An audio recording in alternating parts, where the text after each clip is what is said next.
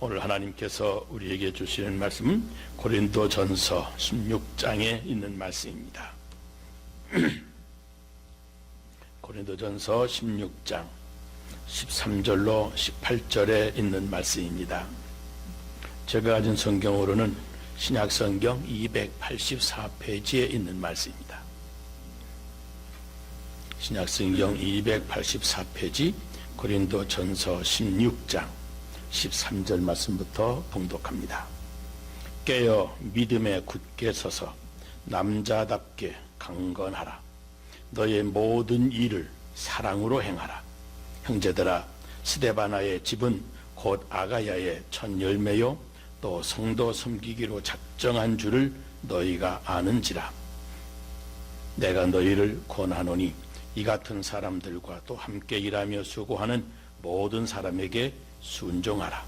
내가 스데바나와 부드나도와 아가유가 온 것을 기뻐하노니 그들이 너희의 부족한 것을 채웠습니다.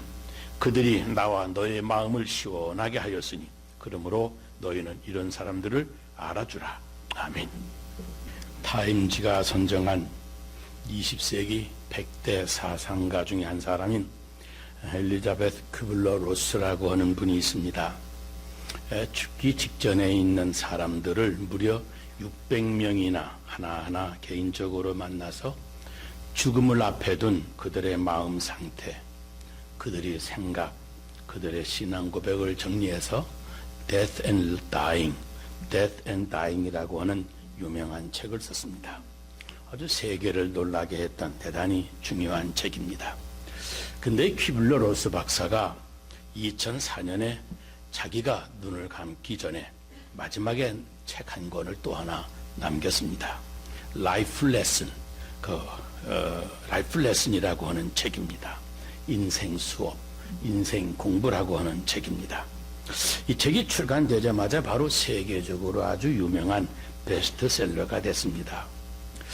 그분이 죽음에 대한 전문가로서 죽음에 대한 죽음 심리학에 대한 책을 수없이 많이 썼습니다. 잘 아시는 대로 호스피스에 대한 호스피스 운동의 선구자이기도 합니다. 근데 그분이 말하는 인생 수업, 인생의 공부는 무엇일까? 한번 여러분 생각해 볼 만하지 않겠습니까? 그분은 이렇게 지적을 합니다.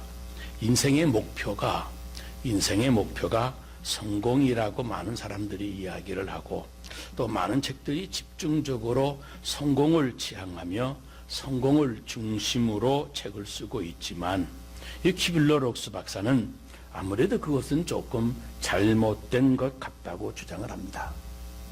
이제 그가 말하는 인생의 숙제라고 하는 것은 바로 행복입니다. 그리고 성공과 행복은 절대로 하나가 아니라고 주장을 합니다. 성공했다고 행복한 사람이 아니고 성공하지 못했다고 불행한 사람도 아닙니다. 성공과 행복을 별개로 생각할 수 있는 지혜야말로 대단히 중요한 것이라고 그는 강조를 합니다. 우리가 상식적으로 다 아는 바이지만 대개 사람들은 죽을 때 그때가 되면 많은 것을 후회를 합니다. 그런데 그 후회를 요약을 하면 아주 간단합니다. 하나는 조금 더 베풀 걸, 조금 더 좋은 일을 좀 하면서 좀 베풀어 주면서 살 걸, 그런 후회를 한다고 합니다. 못 준 것을 후회하며 삽니다. 베풀지 못한 것을 가슴 아프게 뉘우치는 겁니다. 또 하나는 좀 더 참을 걸 한답니다. 좀 더 참을 걸. 저 조금만 더 참았으면 내 운명이 달라질 수 있었을 텐데 참지 못해서 그만 그 조급함이 여러 가지 후회로 우리 가슴에 점이어 오는 겁니다. 또 하나는 좀 더 즐길 걸 그런답니다. 순간순간 얼마든지 행복해 할 수도 있었는데 왜 즐기지를 못하고 왜 그렇게 스스로를 괴롭히며 살아왔던가, 그렇게 뉘우친다는 겁니다. 삶의 큰 성실이라고 하는 것은 사실 내 내면의 생명력이 죽어간다고 하는 데 있는 겁니다. 내면적 생명력, 내면의 생명력, 그 의미를 우리가 생각해 보게 됩니다. 몇 가지로 그분은 이렇게 주장을 합니다. 하나는 자기 자신으로 존재하라고 하는 겁니다. 나는 어디까지나 나입니다. 내가 그 누구의 부속물이 아닙니다. 그러므로 나 때문에 누구 때문에 다른 사람 때문에 내가 손해를 봐서도 안 되고 누구 때문에 내 인생이 망가져도 안 된다는 겁니다. 그럴 필요가 없습니다. 나는 나로서 존재하는 겁니다. 자기 자신이 원하는 것 자신이 하고 자신이 원하는 것을 내가 스스로 사랑할 수 있어야 됩니다. 내가 나를 사랑하지 않는데 누가 나를 사랑할 것입니까? 그래서 온전한 자유, 온전한 자유인으로서 자기 모습을 찾아가야 하는 겁니다. 둘째는 아직 죽지 않은 인생을 살지 말고 상실과 이별의 수업을 하라고 하는 겁니다. 이게 아주 중요한 이야기입니다. 우리는 중간중간 우리의 죽음을 경험하며 삽니다. 그게 밤에 잠자는 거라고 주장을 합니다. 여러분 잠잘 때 뭐라고 기도하십니까? 하나님 잠 잘 자게 해주시고 그리고 나쁜 꿈 꿈꾸지 않게 해주시고 내일도 건강해서 아침에 건강하게 일어나 힘차게 일하게 해주세요. 뭐 주로 이렇게 기도를 하지만 여러분 이스라엘 사람들의 취침하는 그 기도를 들어보면 전혀 반대입니다. 그렇지가 않습니다. 그들의 기도는 아주 간단합니다. 내 아버지 손에 내 영혼을 부탁하나이다 그럽니다. 내 영혼을 아버지 손에 부탁하나이다. 우리 예수님께서 십자가에서 한 기도가 바로 임종 기도이면서 동시에 잠자리의 기도라는 겁니다. 여러분 잠자고 다시 깨어날 수 있다고 하는 보장이 여러분 있습니까? 내가 잠을 잔다고 하는 것은 어떤 의미에서 죽는 연습이라는 겁니다. 하루하루 그날로 마감을 하는 겁니다. 그래서 내 영혼을 아버지 손에 부탁하나이다.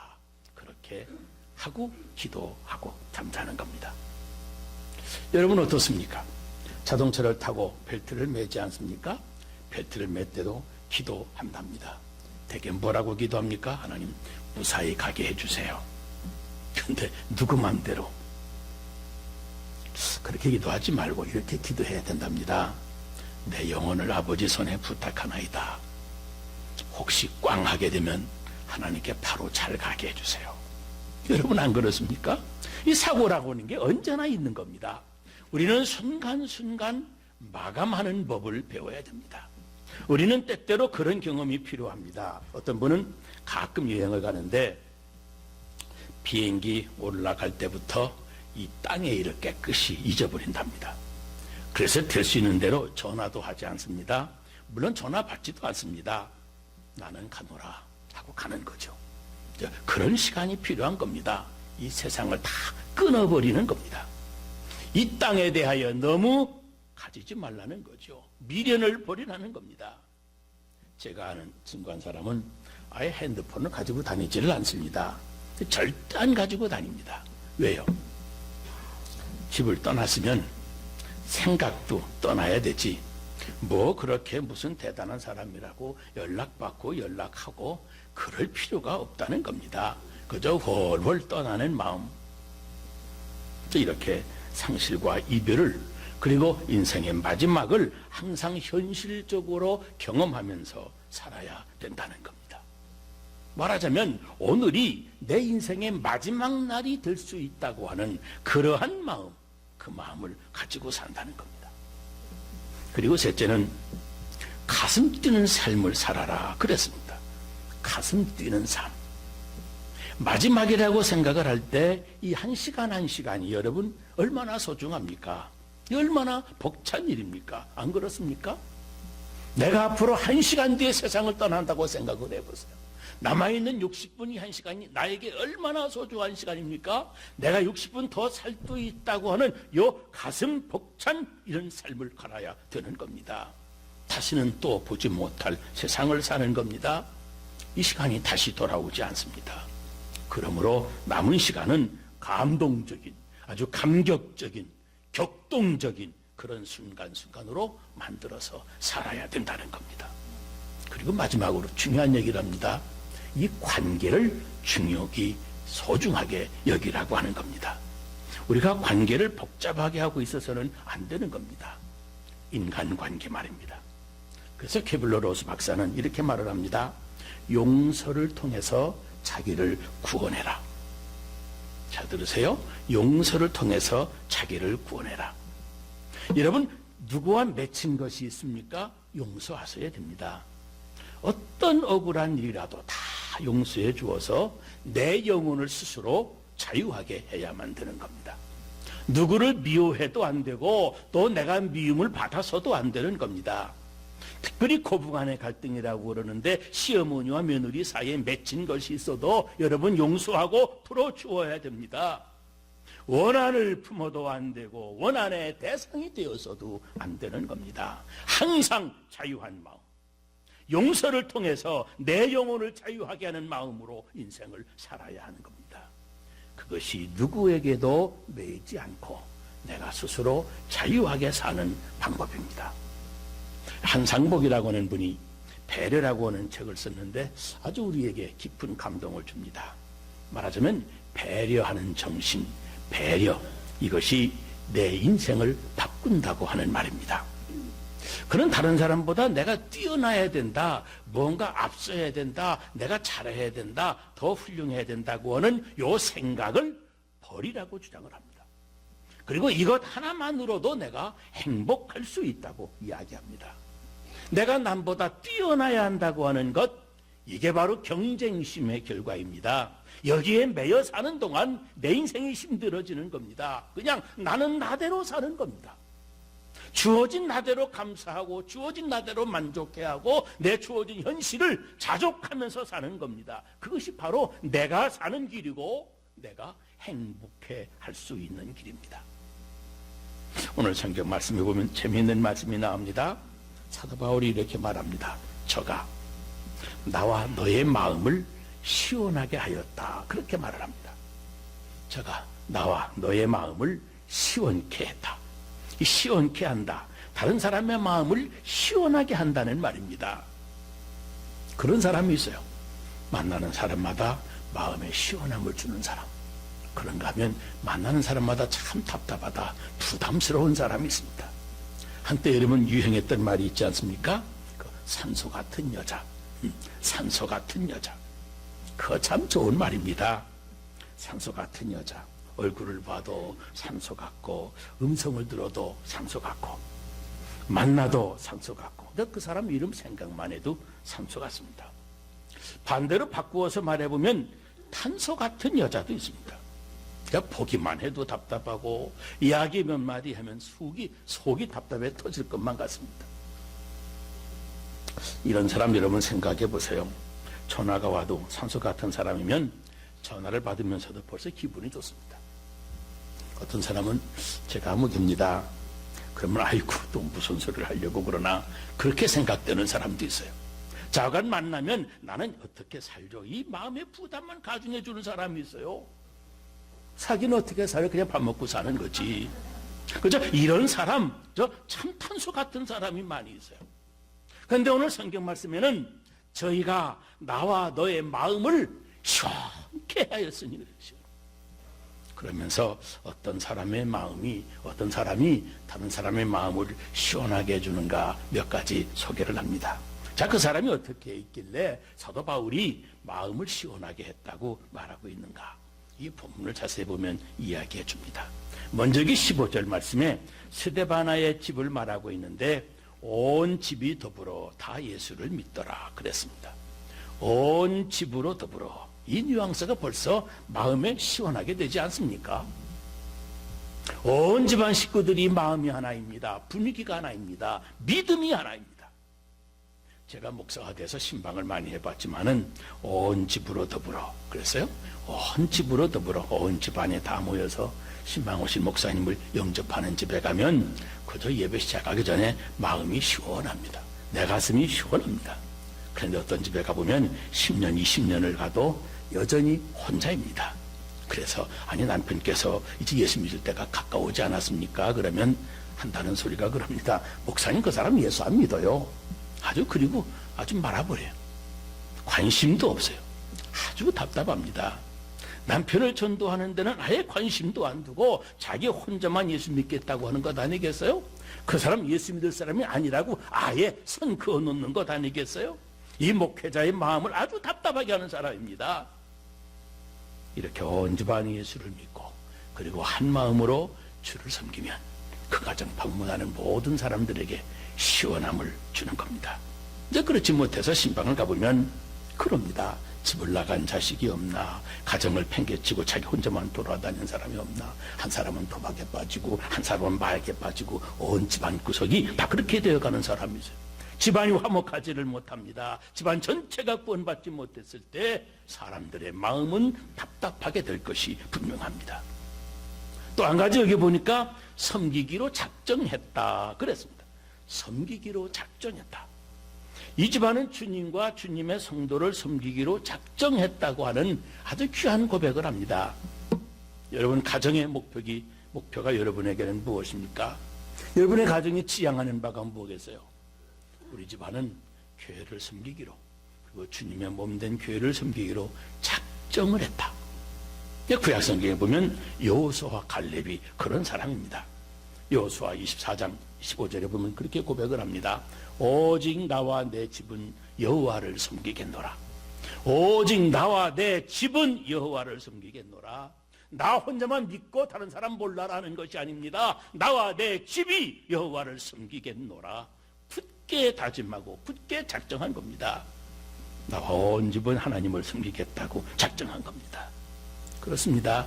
하나님을 섬기는 것을 그 가정의 최우선순위로 알고 작정했다고 하는 겁니다. 미국 캔사스주의 상원이었던 프랭크 칼슨이라고 하는 분이 있습니다. 이분이 아주 유명한 분이고 저자로서도 이름이 알려져 있는데 그분이 이런 말을 했습니다. 하나님과 세상은 이런 사람을 필요로 하고 있다. 하나님과 세상이 함께 필요로 하는 사람이 이런 사람이라고 그러면서 몇 가지 이야기했는데 아주 중요한 이야기를 합니다. 첫째는 결함을 메울 줄 아는 사람. 결함을 메울 줄 아는 사람. 둘째는 이익만을 쫓지 않는 사람. 자기 이익만 쫓지 아니하고 그런 사람 말이죠. 희생할 줄 아는 사람. 양보할 줄 아는 사람. 그리고 셋째는 정직한 사람 그랬습니다. 그리고 넷째는 진실한 마음의 사람. 진실한 사람. 다섯째가 중요합니다. 그분이 그래서요. 시종에 관 변하지 아니하는 양심을 가진 사람. 변하지 않는 사람. 그렇습니다. 제가 목회를 해보니까 목회하는 사람의 마음을 시원하게 하는 분도 누구냐면 그저 변하지 않는 사람이에요. 한번 교회 나와 등록했다 하면 그저 꾸준히 나오는 사람. 한 달이 돼도 10년이 돼도 변함없이 꼭 앉아야 될 자리 앉는 사람. 일할 자리에 꼭 서 있는 사람. 근데 어떤 사람은 들락달락해서 그 사람이 나올지 안 나올지 영 불안해한 사람이 있어요. 한 교회 나오기로 작정했는가 싶으면 그러면 또 안 보이다가 이제 떠났는가 싶으면 또 나타나고 이 목사의 마음이 헷갈리게 하는 사람이 있습니다. 여러분 변하지 아니하는 마음, 이 변하지 않는 사람이 중요합니다. 사람이 결단한다고 할 때 이 결단하는 사람이 그런 사람이에요. 시원하게 해주는 사람입니다. 그 사람 생각에도 마음이 든든합니다. 마음이 안심이 됩니다. 이런 틀림없는 사람입니다. 더군다나 주님을 섬기기로 결심했다. 여러분 교회 나와서 봉사 받으려고 하는 마음이고 봉사하려고 섬김을 받으려고가 아니라 섬기려고 결심했다는 겁니다. 봉사하기로 결심한 그런 사람이 사람의 마음을 평안하게 합니다. 마태복음 20장 28절에 보면 예수님도 그러셨습니다. 인자가 온 것은 섬김을 받으려 함이 아니요 도리어 섬기려 하고 자기 목숨을 많은 사람의 대성물로 주려 함이라 그랬습니다. 다른 사람을 섬기려고 하는 사람, 조금 더 섬김 받으려고 하는데 마음에 있지 않고 오로지 그저 섬기기로 작정한 사람, 이 사람이 모든 사람의 마음을 평안하게 해줍니다. 제가 목회를 해보니까 교회도 그래요. 마음을 평안하지 못하게 하는 사람이 누구냐? 섬김을 받으려고 하는 사람이 오면 영 불안합니다. 교회가 시끄럽습니다.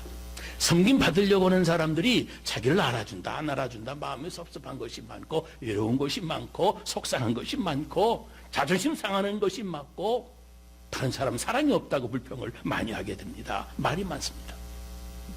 섬김 받으려고 하는 마음이 있으면 여러 사람이 그 사람 섬겨줘야 되니까 긴장이 계속됩니다. 근데 섬기려고 하는 마음으로 사는 사람이면 모든 사람의 마음을 시원하게, 주변의 모든 사람을 평안하게 해줄 수가 있는 겁니다. 또 한 가지, 이게 좀 기술적인 얘기가 되겠습니다만은 부족한 것을 채워주는 사람입니다. 부족한 것을 채워주는 사람. 오늘 본문에 그랬습니다. 너의 부족한 것을 보충하였음이니라. 너의 부족한 것을 보충하였음이라. 왜요? 모든 사람이 지금 사도 바울을 사랑하고 있지만 사도 바울이 지금 멀리 떨어져 있습니다.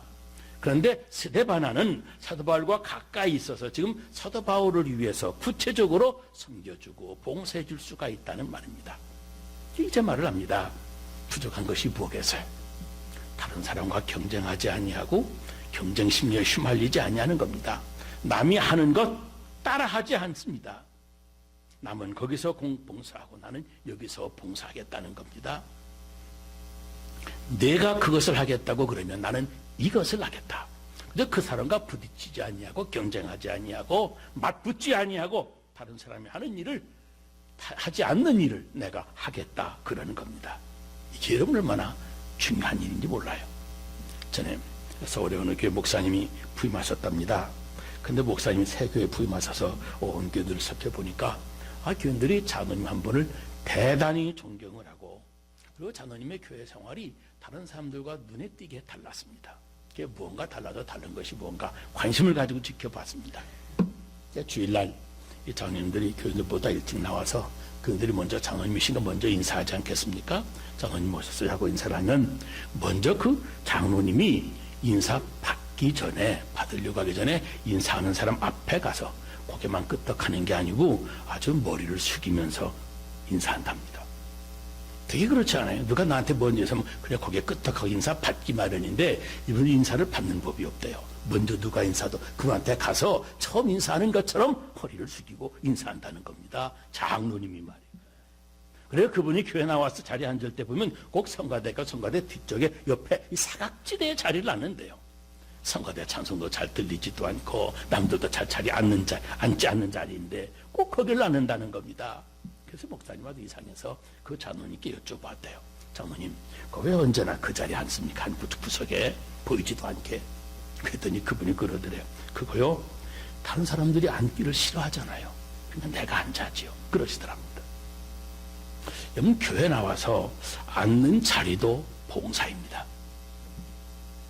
다른 사람 앉기 싫어하는 데를 골라서 빈 자리를 골라서 앉으면 그게 봉사하는 겁니다. 그게 배려하는 겁니다.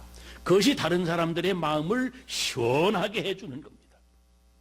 어떤 사람은 자기가 딱 장애를 정해놓고 누구도 그 자리 못 앉게 합니다. 자기가 먼저 왔다고 맡아놓고 왔다 어디 갔다 온 밴드백 갖다 놓고 그리고 갔다 오는 거죠. 누가 거기 앉으면 거선 앞에 와가지고 아주 얼굴을 붉히는 사람도 있어요. 심지어 예배 지각하지 않습니까? 예배 드리는 도중인데 한참을 늦게 와가지고 늦게 들어와서도 먼저 그 자리에 앉은 사람한테 앞에 가서 그 자리 내 자리라고 내놓으라고 일어나라고 그 사람 앞에 서가지고 소란을 피우는 사람도 있어요. 목사님 한참 설교하시는데 참 사람의 마음을 답답하게 하는 사람이에요. 시원하게 하는 사람이 아닙니다. 우리 교회 같은 사람은 우리 교회 같으면 그 자리가 어디냐? 요 앞자리 빈자리 여기 지금 아무도 자리에 앉지 않고 다 옆에 자리 뒷자리 앉으려고 하잖아요. 남들이 부담스러워하는 자리, 이 앞자리가 남을 시원하게 해주는 사람이 먼저 찾아와서 앉는 자리입니다. 이 앞자리 비워놓고 굳이 뒤에 가서 예배를 감상하고 감시하는 것처럼 그렇게 답답한 사람이 없어요. 봉사는 다른 사람의 부족을 내가 보충해 주는 게 그게 봉사입니다. 다른 사람이 싫어하는 곳에 내가 앉고 다른 사람이 안 하는 것, 구차한 일을 내가 맡아서 하는 것, 그런 사람이 사람들의 마음을 시원하게 해주는 사람. 아멘. 또 있습니다. 여기 성경 말씀 보면 함께 일을 하고 수고한다 그랬습니다. 함께 일을 하고 수고한다요. 일을 혼자 하는 게 아니라 함께 하는 것을 잘합니다. 자기만 하겠다고 하는 것이 아니고 다른 사람들과 더불어 협력할 줄 아는 사람. 이 협력을 하는 이 마음이 사람의 마음을 시원하게 해주는 사람입니다. 자기만이 안다고, 자기만 똑똑하다고, 나만 실력이 있다고 독자적으로 혼자서만 하려고 하는 이 교만한 봉사와는 그 목적 자체가 다릅니다. 자, 이러한 모든 사람이 우리의 마음을 시원하게 해주는 겁니다. 그런데 성경에 보면 이런 사람들을 찾아서 우리가 어떻게 대우해 줘야 되는지도 얘기해 줍니다. 여기 성경 말씀 보니까 18절에 너희는 이런 사람을 알아주라 그랬어요. 다 같이 알아주라. 요즘 말로 말하면 알아모셔라 그런 말이. 우선 알아주라고 하는 겁니다. 그렇게 수고하는 사람의 수고를 우리가 알아들여야 되는 거예요. 또 하나는 여기 말씀 보니까 복종해라 그랬습니다. 그분과 함께 일하는 겁니다. 이 숨은 봉사자, 이런 마음을 시원하게 하는 분들과 내가 함께하면 나도 그렇게 다른 사람의 마음을 시원하게 해주는 사람이 되는 것이기 때문에 그렇습니다. 여러분, 전쟁터에서 자신을 희생하면서 사람을 구출해서 아주 세계적으로 널리 알려진 플로렌스 나이팅게일이라고 하는 간호사를 여러분 알지 않습니까? 그분이 영국 왕으로부터 하사받은 상표에 이런 글이 쓰여져 있습니다. 사람은 물질로 남을 도울 수가 있다. 물질이 없을 때에도 말로도 도울 수가 있다. 물질도 말도 할 수 없을 때에는 눈물로도 도울 수 있다. 그랬습니다. 우리가 남을 섬긴다고 하는 정신이 중요한 거죠. 남을 섬긴다고 하는 것은 꼭 물질로만 할 수 있는 게 아닙니다. 남에게 부드러운 말 한마디로 마음으로, 아니 눈물로, 간절한 기도로 남을 섬길 수가 있는 겁니다. 여러분은 어떤 사람입니까? 어떤 사람으로 여러분이 주변 사람들에게 기억이 될 것입니까? 많은 사람들의 기억 속에 여러분들이 살다가 떠나간 다음 어떤 사람으로 기억이 될 것입니까? 어떤 사람으로 남을 것입니까? 나를 아는 모든 사람들의 마음을 시원하게 해주는 그런 사람으로 남아야 될 것 아니겠습니까? 내가 나를 생각하는 사람이, 나를 만나는 사람들이 모두가 나를 기뻐하고 나와 함께하는 사람들이 나를 통해서 행복해하고 마음 시원하게 느낄 수 있어야 되는 그런 사람으로 내 인생을 끝내야 되지 않겠습니까? 아니, 누구보다도 하나님의 마음, 우리 하나님의 마음을 시원하게 해드리는 사람이라면 얼마나 더 좋겠습니까? 마음을 시원하게 해주는 그런 새로운 덕스러운 성품이, 덕스러운 생활이 우리들의 생활을 통해서 실현되어지시기를 주의 이름으로 축원합니다. 기도하겠습니다. 거룩하신 우리 아버지 하나님, 주님의 사랑